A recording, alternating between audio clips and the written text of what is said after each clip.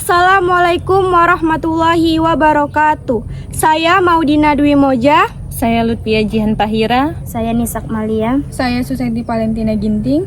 Kami dari kelompok 5 akan mewawancarai salah satu peternak ayam yang ada di Seikama untuk memenuhi tugas mata kuliah kewirausahaan.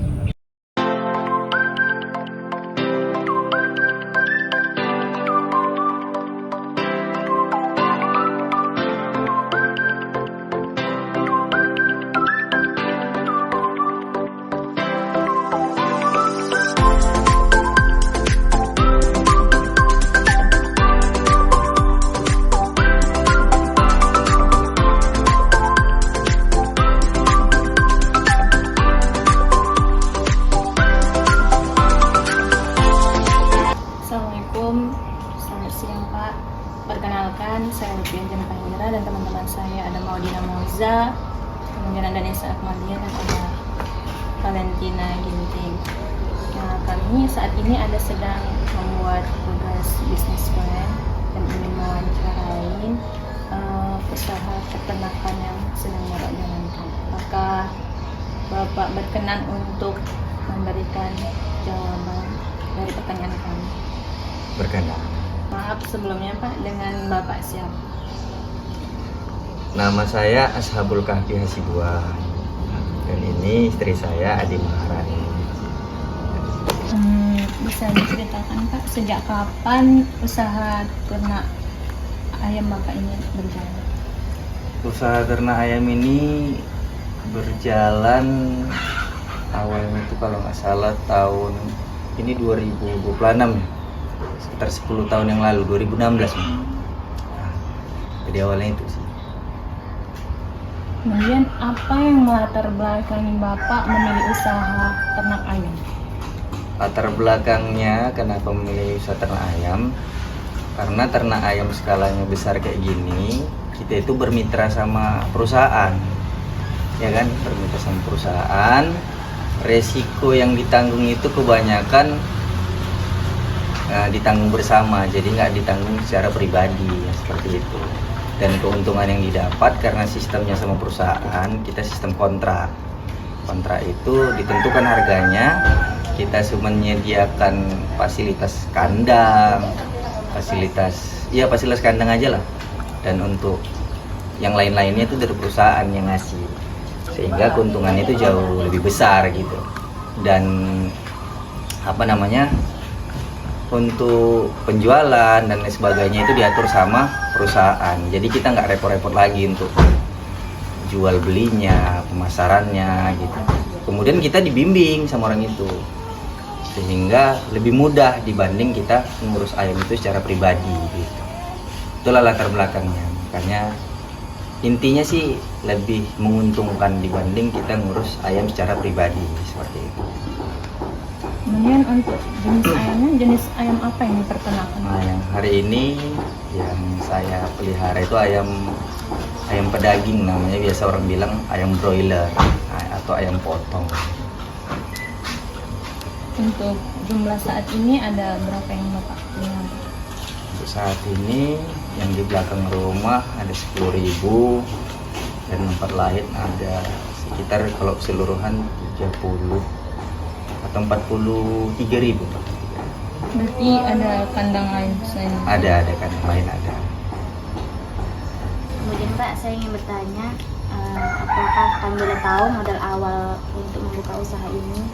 Oh, modal awal ya. Kalau hari ini modal awalnya itu yang standar di perusahaan. Kalau kita kerja sama perusahaan itu paling sedikit itu 1 miliar. Cuman untuk yang standar ya, untuk perusahaan kami gitu. Cuman ada juga PT-PT atau perusahaan yang agak kecil, modalnya paling sedikit itu di atas 500 juta atau 600 juta. Itulah modalnya. Selanjutnya, apa saja kebutuhan utama dalam menjalankan peternak ayam ini? Kebutuhan utamanya paling utama itu namanya anak kandang, orang yang bekerja di situ. Kalau kebutuhan selanjutnya ya peralatan kandangnya harus memadai, harus sesuai standar operasional perusahaan. Di antaranya blowernya harus standar, pendingin ruangannya, pemanasnya gitu. Jadi semuanya harus standar gitu aja. Kalau yang paling utama rasa saya anak kandangnya, karena kalau nggak ada yang ngerjain, nggak kompeten orangnya, maka usaha itu nggak akan oke. Selanjutnya, bagaimana proses pemeliharaan ayam dari awal hingga panen? Pemeliharaannya di awal datang dari perusahaan, kayak masukkan, ya mana yang bilangnya, kalau di awal itu ayamnya harus dihangatkan, itulah intinya ya kan. Kalau masih ngasih makan itu udah harus, kalau nggak kasih makan ayam nggak mungkin besar kan. Mungkin ayam di awal itu butuh lebih hangat, sedangkan untuk nanti ayamnya udah besar di atas 20 harian butuh suhu yang lebih dingin, karena suhu ayam itu udah jauh lebih panas badannya gitu. Mungkin itu aja sih. Selanjutnya, kalau boleh tahu berapa jumlah tenaga kerja yang terlibat dalam usaha Bapak ini?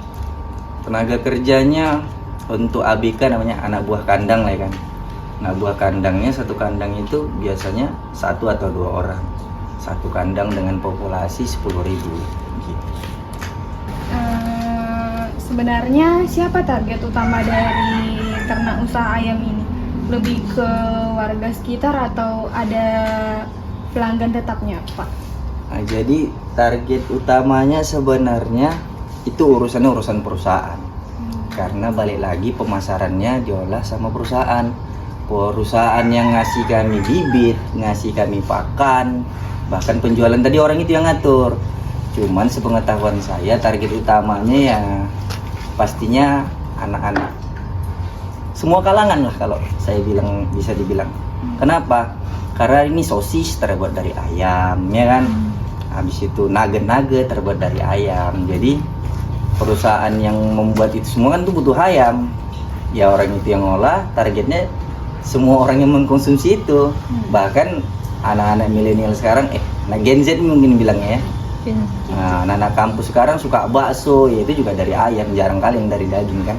Karena masih lebih terjangkau dibanding bakso daging atau bakso sapi, mungkin itu. Nah, apa tantangan yang Bapak alami selama membuka usaha ternak ayam ini? Tantangan terbesar dalam menjalankan usaha ternak ayam ini? Tantangan terbesarnya penyakit. Jadi kalau itu yang pertama, sebenarnya ada 2. Yang pertama penyakit. Jadi kalau ayam itu sempat kena penyakit satu aja, dia kan kumpul tuh satu kandang. Satu kena penyakit, penyebarannya bakal lebih luar biasa. Satu kena bisa satu kandang juga kena. Dan kalau penyakitnya itu nggak cepat diatasi, maka bisa-bisa kami rugi gitu. Yang kedua, apanya tantangan terbesarnya? Listrik. Kenapa listrik? Karena semua fasilitas yang ada di kandang, terutama itu napasnya ayam itu kan blower. Kalau tertutup, kotoran itu udah di dalam hari ini. Nama sistem pemeliharaannya kan udah namanya close house. Sistem tertutup pakai blower. Jadi kalau misalkan mati blower itu, ayam ini kan kotorannya itu beraroma, namanya amonia. Racun itu amonia itu. Terhirup ayam, jangka waktu 10-15 menit. Kita kalau menghirup racun nggak ada oksigen, bukan lagi oksigen itu, namanya amonia yang terhirup, bisa mati. Kalau udah mati semua, positif rugi. Jadi yang pertama itu penyakit, yang kedua itu kelistrikan. Macam semalam ada kejadian mati lampu. Banyak kejadian mungkin kamu lihat di Facebook itu, ayam mati ribuan. Waduh, dan itu rugi nggak main-main, di atas 200-300 bahkan mungkin setengah M. Itu lagi.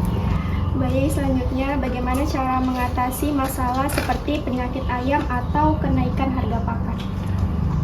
Untuk penyakit ayam, macam saya bilang tadi, karena kita kerjasama dengan perusahaan, kita ada bimbingan. Selain bimbingan, baik pakan maupun obat-obatan, DOC itu bibit namanya. Itu orang itu yang menyediakan. Jadi untuk mengantisipasi supaya ayam itu jangan sempat terkena penyakit, atau misalnya terkena penyakit lah yang umum itu pilek di ayam itu, bunyi cekek gitu. Lalu kita harus ngasih obatnya dari mana? Dari perusahaan. Perusahaan itu ada tenaga ahlinya di bidang peternakan, di bidang unggas gitu, sehingga ya mudah-mudahan kalau kita kerjasama dengan PT tadi atau perusahaan tadi, mudah-mudahan untuk mengatasi penyakit-penyakit ayam itu lebih mudah dibanding kita belajar sendiri yang basic kita nggak itu gitu. Dan untuk kenaikan harga pakan, kita nggak pernah nanggung kenaikan harga pakan, karena di awal kontrak biasanya kontrak itu paling cepat setengah tahun, paling lama setahun selalu buat kontrak baru. Harga ditentukan pada saat itu. Jadi per kilo umpama 8.000, di pasaran naik harga itu kita nggak peduli. Nah, itulah keuntungannya. Harga itu tetap harga kontrak. Ayam pun gitu. Harga kami kontrak ayam kami rata-rata 20.000 gitu kan. Kemarin harga sempat 16.000. Kami nggak nanggung gitu. Jadi itu memang harus jadi tanggung sama perusahaan. Itulah lebih menguntungkannya kerjasama sama perusahaan tadi. Lu Apakah usaha ini pernah mengalami kerugian, dan kalau boleh tahu apa penyebabnya, Pak? Jadi usaha ini di awal itu nama sistemnya masih open, kotoran tuh masih jatuh ke bawah gitu kan, sistemnya belum blower, sehingga sirkulasi udara itu cuman mengharapkan dari angin-angin yang datang sendiri gitu, sehingga penyakit itu lebih mudah datang karena kotorannya kadang-kadang basah. Tadi tempat minumnya yang banjir bisa karena itu sebabnya. Jadi kapan itu mengalami kerugian? Pernah nggak ngalami kerugian? Pernah. 1-2 tahun di awal. Apa penyebab utamanya?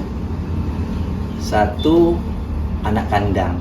Karena anak kandang yang malas membersihkan tempat minum, malas ngerjainnya, nunggu datang bos baru pura-pura rajin pemain gitu, sehingga penyakit itu datang tiap periode, hasilnya nggak maksimal, sehingga untuk nutupi operasional kadang-kadang mau kurang. Nah, itulah di awal-awalnya. Jadi penyebabnya ya karena terutama anak kandang, kemudian mungkin fasilitas lah, karena sekarang fasilitasnya udah makin bagus, tempat minumnya bukan lagi macam dulu keluar airnya itu udah pakai nipel. Untuk sirkulasi udaranya udah pakai blower, nggak ngarapkan angin-angin lagi gitu. Kalau boleh tahu, Pak, apa saran bagi pemula yang ingin memulai usaha ternak ayam? Sarannya bagi pemula ya? Sarannya siapin duit banyak-banyak, karena hari ini membuat kandang atau buat ternak ayam supaya hasilnya juga maksimal, fasilitasi kandang itu yang bagus sesuai standar hari ini perusahaannya mintanya. Iya, SOP-nya apa seperti itu. Duit banyak-banyak. Nah, gitu. Terima kasih atas waktu dan informasi yang Bapak berikan. Jawaban Bapak sangat membantu kami dalam menyusun tugas bisnismen. Semoga usaha Bapak semakin sukses dan berkembang. Amin. Terima kasih.